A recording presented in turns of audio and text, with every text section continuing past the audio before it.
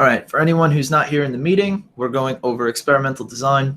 What we're doing is on Google Classroom, there was this reading. We just read through this paragraph here. We're going through the questions now, and it's just talking about the independent, dependent, and controls of everything in there. So first off, dependent, independent variable. So looking through this paragraph, what would be the independent variable that you guys identified? AAA mommy. Jimmy, you might want to mute your mic in between talking. That's what most people are doing. I know, it's weird, right? It's a very strange system we have to work through. Okay, parts per million of what? It's definitely parts per million is good, but parts per million, parts of what per million? That's the question, right?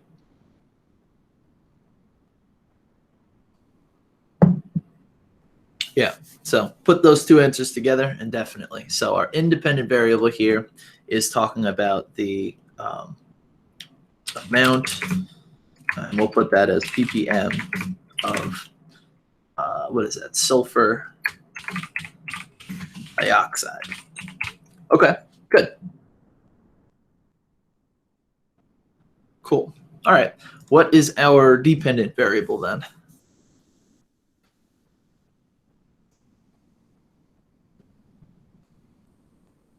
Okay, definitely the weight of the pods. Or anything else?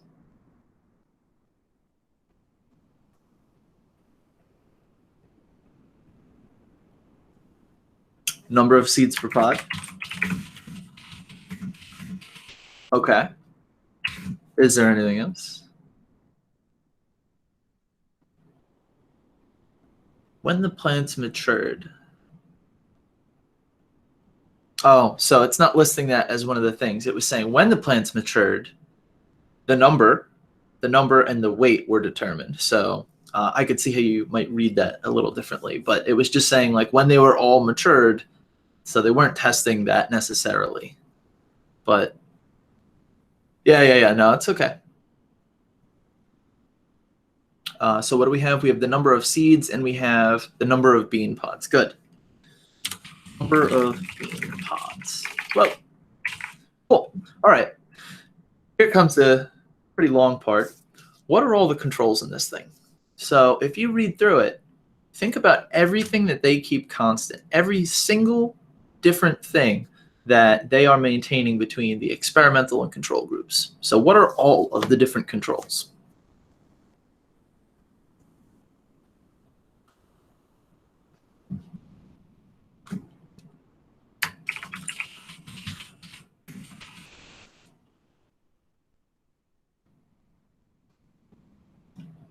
Okay, type of soybeans, right? We have to be using the same plant. That's for sure. Awesome.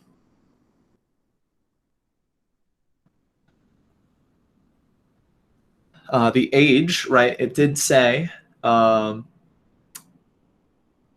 just beginning to produce flowers. So not even just the type, but good one, Sarah. Definitely also the age / flowering of the plants.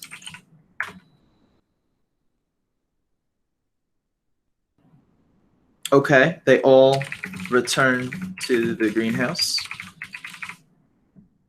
Awesome. It's a long list, guys, but this is important. What are all of the controls?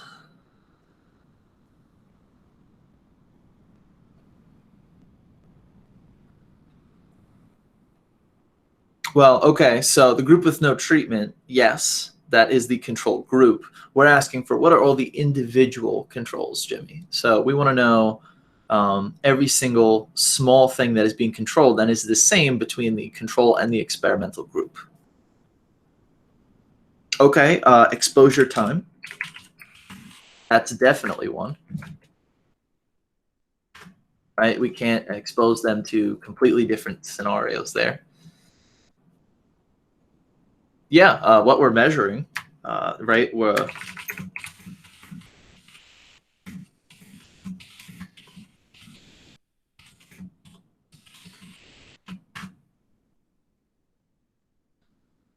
exposed. Yeah. There's still a couple of things.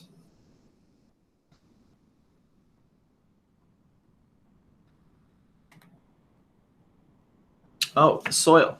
Does it say exactly the soil?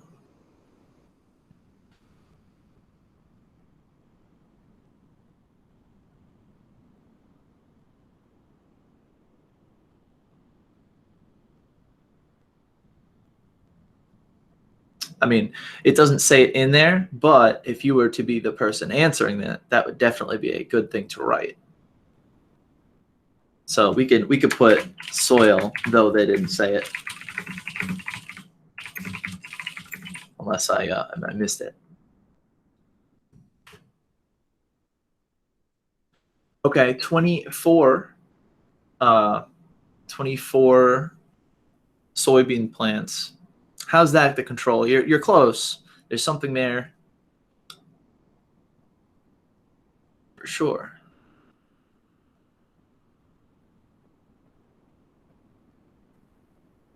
Yeah, so right, with that, it's the same number of plants in each group. Yeah, sure. And how many was that? So how many were they testing in each group?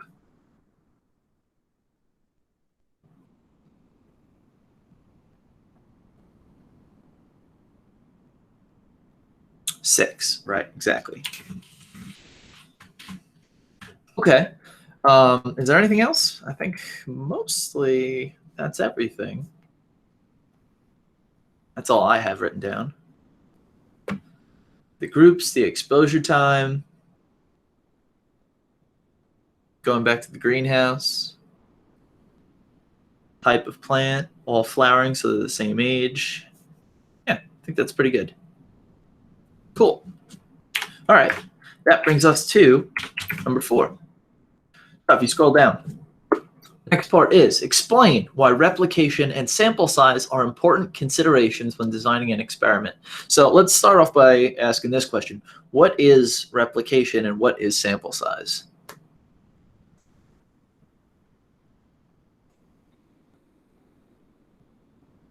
Let's start off with what is replication?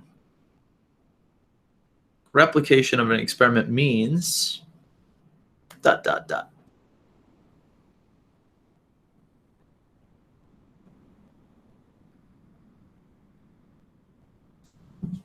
Oh, did my chat stop scrolling? Oh, there we go. Repeating process of an experiment because you need to verify the experiment many times to see if your results are reasonable. Okay, good, for sure. And then sample size. What exactly is a sample size?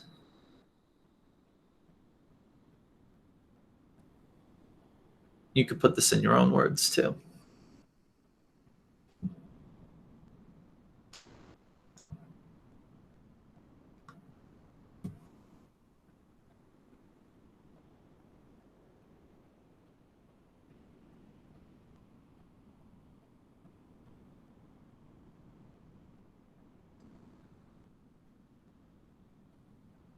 Representative group. Okay, I think we need a little bit more than that.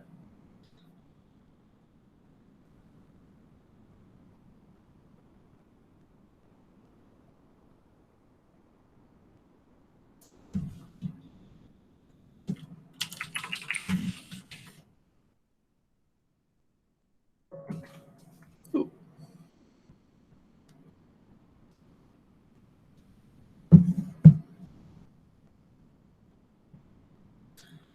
Choosing the number of observations or replicates.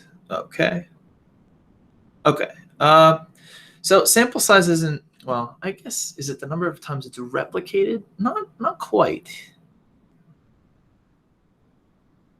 Yeah. So sample size is, it's sort of the number of times it's replicated. It's how many different individual things you're testing. So for our sample size, right? How many was the sample size of the plants, right? Like what was the number that they were testing?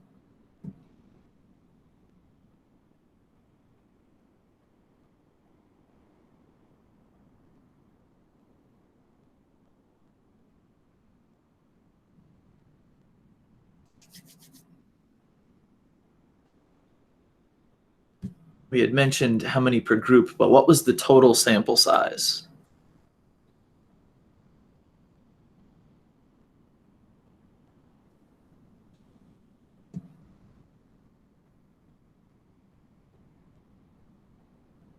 Yeah.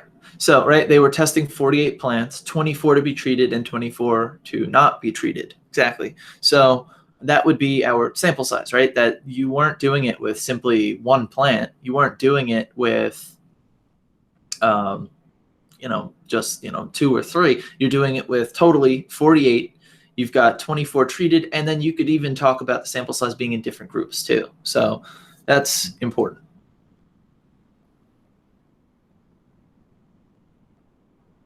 Cool. So why are those important though? That's the question. So why is it important that replication and sample size are considered when you are designing an experiment? Like let's say we only used one of each type of plant, and the specifics of what you did, you didn't write down everything specifically. Why would that be an issue?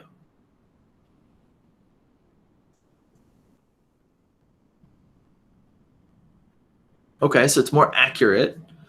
But why does accuracy matter? Why do we care so much about accuracy? You can't just trust that they did the science. Okay, reasonable. That's a very good point. But let's say somebody claims, right, that sulfur dioxide is great for plants. They didn't give you all these steps. They had a low sample size. Why would replication and sample size be important then if they were claiming that?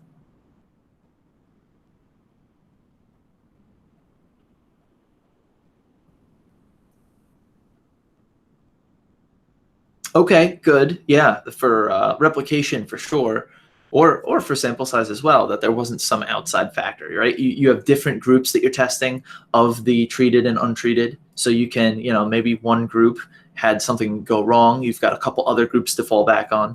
For sure. That's a good point.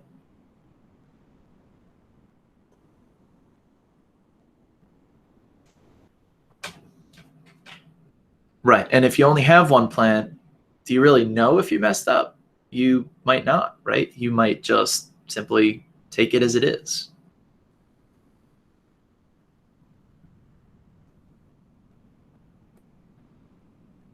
Okay. But again, what if somebody claims that sulfur dioxide, all this stuff coming from industry, is good for plants from their very vague and low sample size experiment? Why is it important that it should be able to be replicated in that sense? If somebody is claiming sulfur dioxide is great for plants.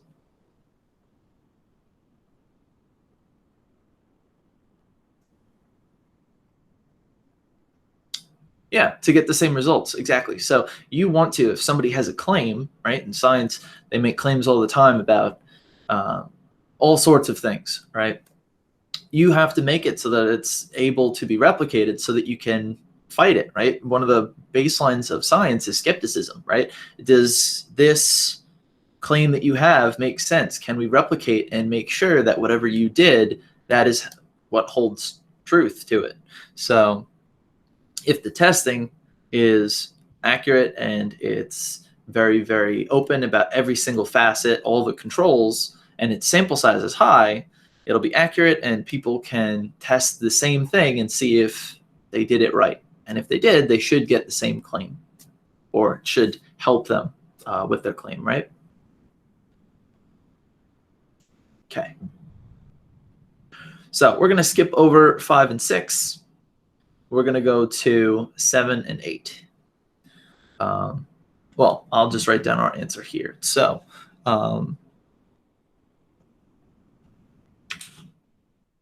steal some of your answers here.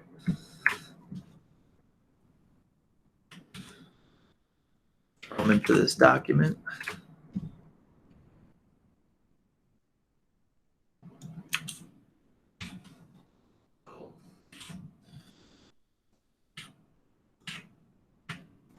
Awesome. All right. So that brings us to 7 and 8, and then we're going to work through a real FRQ. It was the 2012 one, I believe, but we'll get to that in a moment. So number 7, describe results that would support the scientist's hypothesis. Well, first off, what was the hypothesis of this? They clearly stated somewhere what the hypothesis was, but what was it?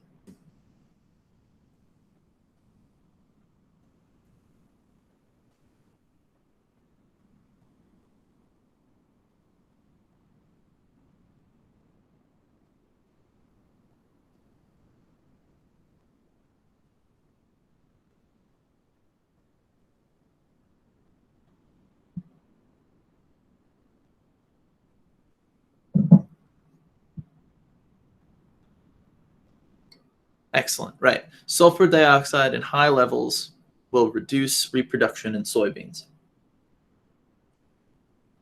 Right here. So that was the hypothesis. So skipping over to, like we said, going to question 7, right?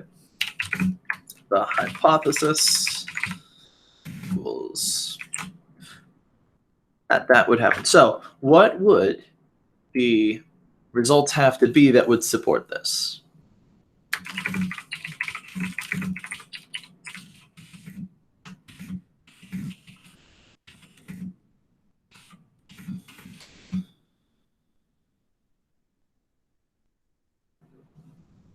What would they literally have to find that would support the hypothesis?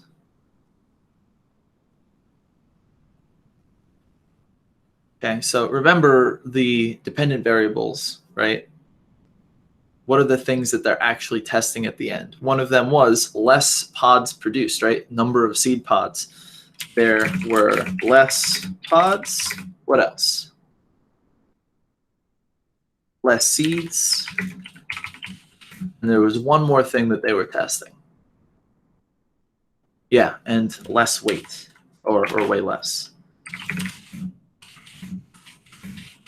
For the experimental SiO2 group.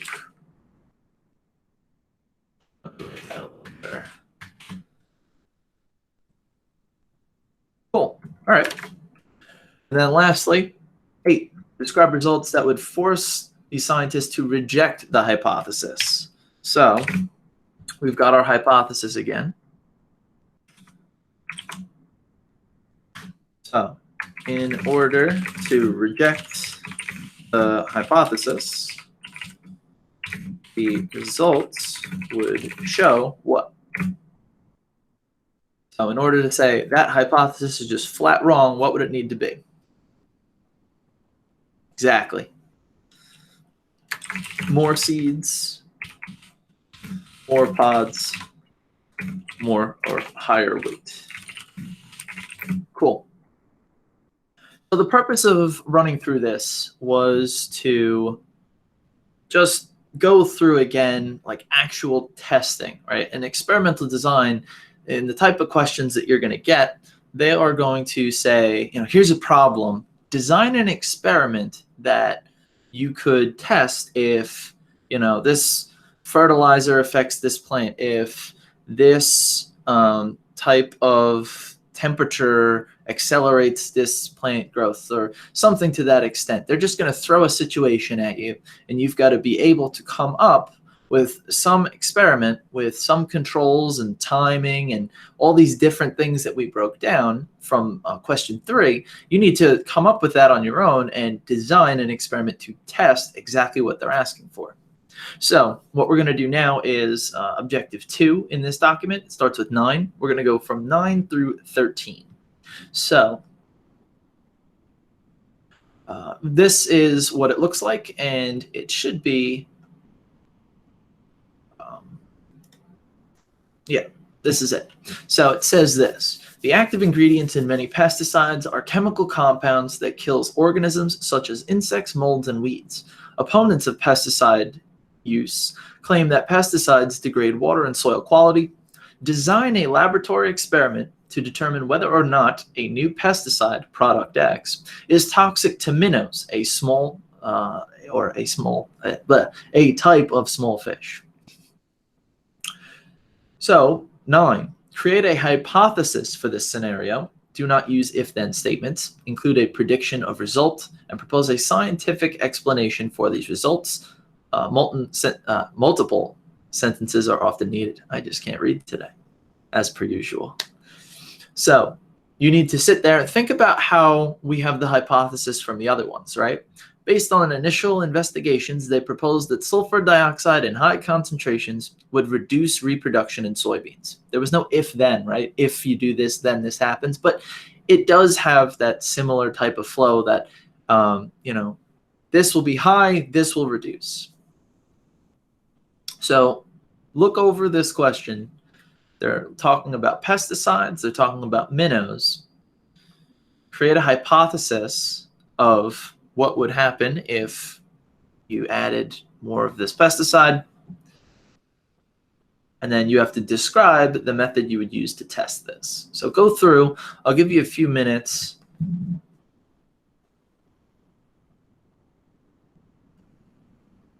What I might do too, well, you guys will probably think of completely different stuff. I'll just run this out. Give you like 10 minutes or so to just look over this. Identify your control, your dependent variables, and then describe the results that would lead you to reject your hypothesis. So once we do this, I do have a rubric that we can grade ourselves, and that's all I have planned for today. So go through 9 through 13 and come back in about 10 minutes.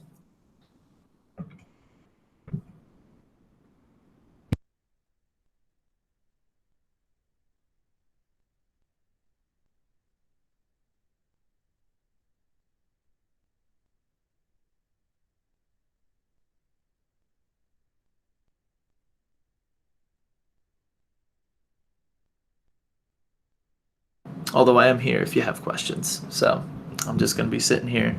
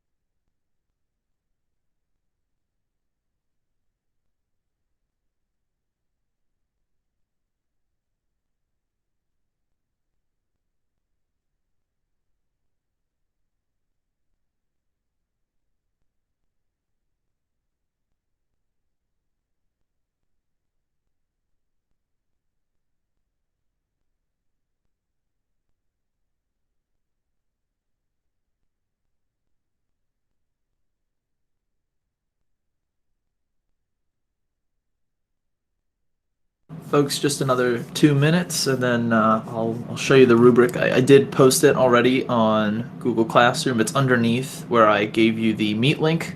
It says 2012 APES FRQ Experimental Design Key for questions 9 through 13. So if you click that link, it will open it up if you're kind of already done. But 2 more minutes, and then I'll post it on my screen so that you can see.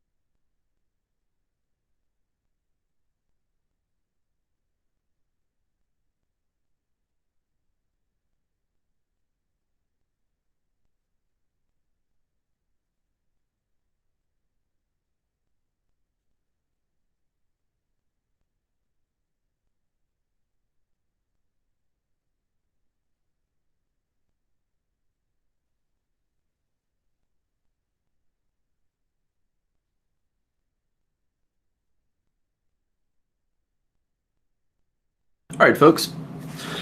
So again, I think they're gonna probably pick something that uses experimental design since it's really, really an open question. I'm not even sure if they're gonna put math on this exam. They're gonna say more on April 3rd. But think about it. There's only one answer for math, and they said that the test that they're giving is something you can't cheat on at all. It's virtually impossible. So more on that later. We don't know yet, and we're still going to prepare math. I still have some resources that I've got before the test, so we will cover math unless on April 3rd they say that there's no math on the exam. But I just wanted to throw that out there. But this seems like it might be a good way to go for them since it says design an experiment. There is no exact 1, 2, 3, 4 answer to this. This is what it says for your hypothesis. So to create a hypothesis, you needed to do the following. It must predict a relationship between product X and minnow health. So you had to say something along the lines of, product X is not good for the minnow health, or it does not affect something. You had to connect them.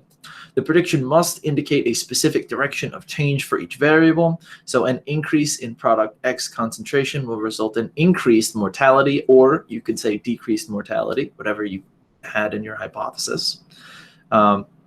Does decreasing exposure to product X result in increased survivorship of minnows? You could also ask it as a question. That also works. You may also state a null hypothesis, which is that there is no relationship. So these are 2 examples. Changing the concentration of product X has no effect on minnow health, or increasing exposure to product X does not change minnow mortality. So again, that's what you needed to put into a hypothesis. Just something that is connecting them, and there has to be that obvious specific directional change. If there is more of product X coming in, it will result in whatever you said. Are there any clarifications needed for that?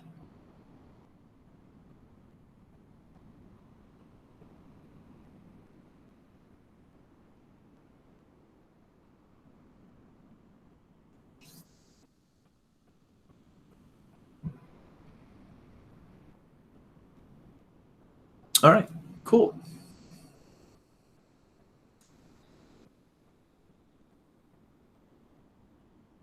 All right, so point 2, describe the method you would use to test your hypothesis. Now, again, this is the part where they don't have like the regular rubrics that you've probably seen if you've been looking over your tests.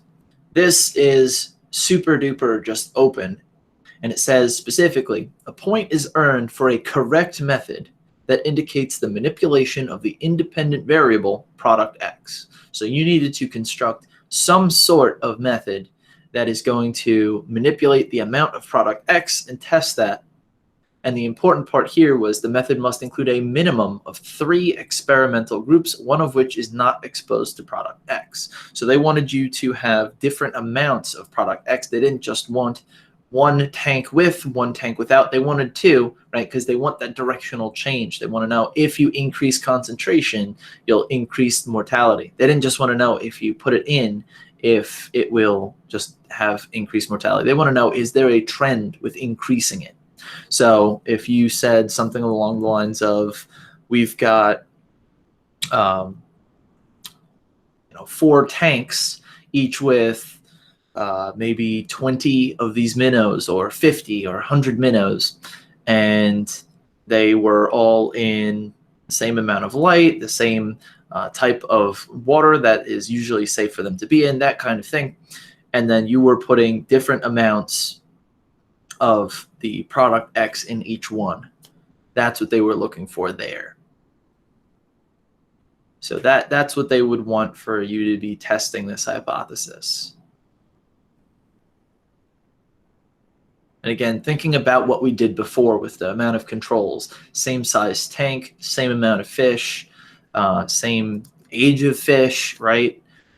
Just think about all the things that you would want to write down and make it replicatable, that somebody could read it and go, okay, I can do that, right?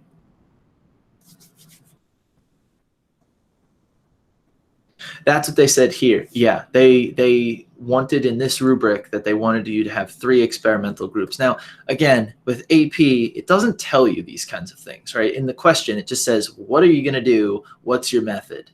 There's these things, and we'll see this as we do. We're going to do another day of experimental design FRQ, but there are certain things they look for that they don't explicitly say anywhere except for the rubrics. So that's one of them, that they want multiple groups, just like we saw with the plants, right? That they were breaking it into all those different groups with different amounts in them.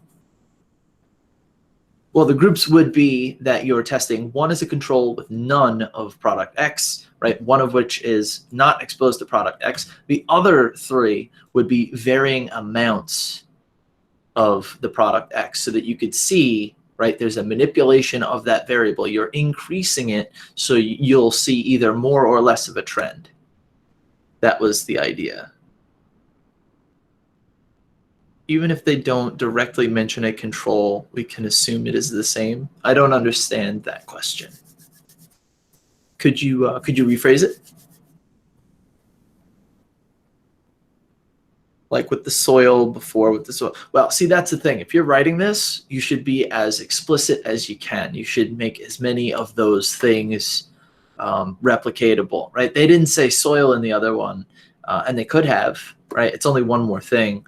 There were only, what is that? 1, 2, 3, 4, 5, 6. That would be 7 controls in their experiment. Anything you can think of, you should probably write down as a control just to give them an idea that you understand that there are certain things like the temperature of the water and, I mean, you could go nuts writing controls, but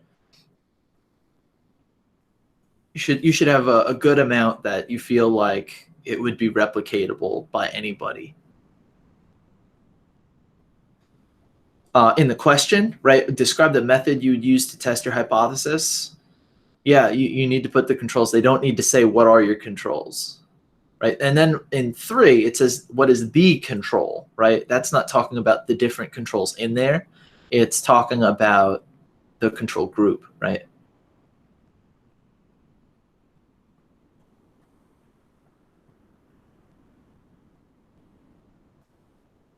I would be specific with the amount used, and that might be difficult because you might be asking yourself, like, how much is too much, or what units do I use? And there's a couple things you could do there. You could, well, it has to be measurable, right? So you could use like milliliters, or you could use parts per million. You could use a couple different things of how much you're adding. As long as you give an amount that you're testing different amounts, that would be fine. I mean, you shouldn't put like 5 gallons of pesticide into it, right? That would be too much. But definitely testing a couple milliliters, or trying to get it from 5 to 10 to 15 parts per million to see if that had an effect. Those would be some things that you could do. I'm still confused there. So even if they don't directly mention a control, can we assume it is the same, like with the soil before with the soybeans, if they give it to you? I'm still a little confused.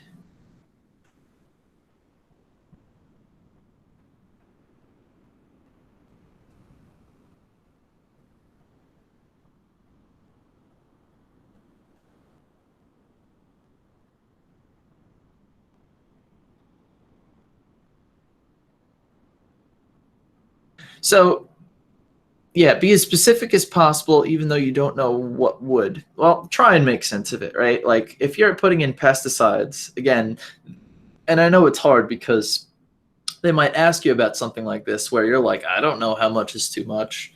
I would err on the side of smaller is better. You know, you don't want to throw in all these fish in like pure pesticide. That would be not really the point. But as we'll practice, and I said we'll do another day of experimental design so that you get a feel for like what measurements you might want to use. I know we haven't really worked on this part of it too much, but they didn't say the soil was the same, but we put it down as a control anyway. Oh, we put it down as a control, and I put it in. Didn't I put it in like a question mark? Like they didn't write it, but that was a good answer. I mean, they didn't. That would be an error in their writing, I suppose. The reason I pointed that out before was I was saying that was a good thing that they maybe should have written down, that it was, you know, similar plants, similar soil. Yeah. Sorry for not being clear on that. Absolutely. Anyway, so moving on. So you just had to have that manipulation, the 3 experimental groups. Your control was the group that did not have, right, without the presence of product X. That would be your control group. And then your dependent variable, it says a point is earned for the identification of a measure of minnow health, right? That is the thing that is dependent. Right? Your independent is the product X. That's the thing that you're playing with, right? The numbers. So the dependent is the minnow health, because that's the thing that'll change, and you can't change it necessarily yourself, right? It depends on what's going on with this product X. Would the deaths work? Yeah, I suppose the minnow health is a little bit more vague, since we don't know if it's going to cause death, right? They're saying that it could be toxic to them. They would definitely take death, I think. But health is, you don't know what the effect will necessarily be. I'm going to still say that deaths would work, though. Since they do claim in the top part, right, that is toxic. So you could assume that it should lead to some deaths, right? Yeah. It doesn't even say mortality, not health. Yeah, so totally.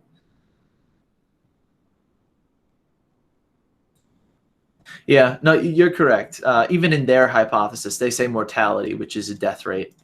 And minnow health, I don't know exactly how you would go about measuring that. Mortality or death rate definitely would be a more quantifiable thing. I agree. They just put minnow health, I guess, here.